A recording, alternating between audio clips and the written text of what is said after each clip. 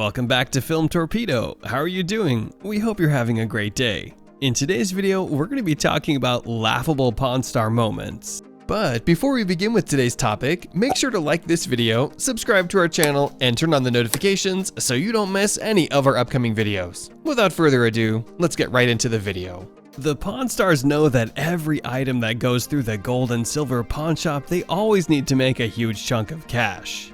But some sellers just go nuts over low appraisal or being told to their faces that the item they kept in their family is completely fake. Sometimes these fights are so funny we can't stop laughing.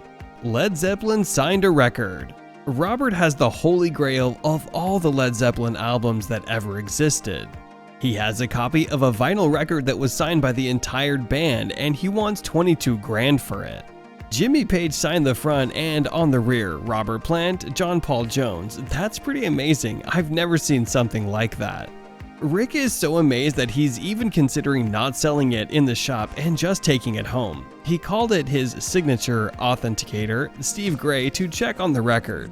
Everything's legit, but he appraised it for only 10 to 12 grand. This annoyed Robert so much that he won't even accept a word of the expert. Rick offered him $8,500, but he angrily refused, and with all due respect, I understand you're a signature person. You're not really an appraiser. I actually take that. I actually see that I've been doing this for about 25 years. So funny. 1995 World Series ring. This Atlanta Braves ring looked too good to be true, and Terry wants to sell it for 13 grand. Atlanta Braves 1995 World Series ring. Oh, that's pretty cool, yeah. Team of the 90s. I got Corey and John Lee head to check the item out. Turns out it's not a player's ring, it's not even a staff ring, it's just a salesman's sample. Terry is disappointed, and with Corey's offer of $800, he decides it would be better for him to just take the item home. Disappointed? They bring some bozo off the street, I don't know where he came from. All of a sudden he comes through the door and he's Mr. Expert on baseball, so I don't know. Was he really disappointed? But it's kind of funny, isn't it? Harry Carey autographed document. Who's Harry Carey? If it's not the baseball announcer, Harry Carey was like the first major Hollywood blockbuster in Western films back in the silent era about 185. And Meyer is one selling his Harry Carey autographed piece that was signed by 185 Hollywood legends.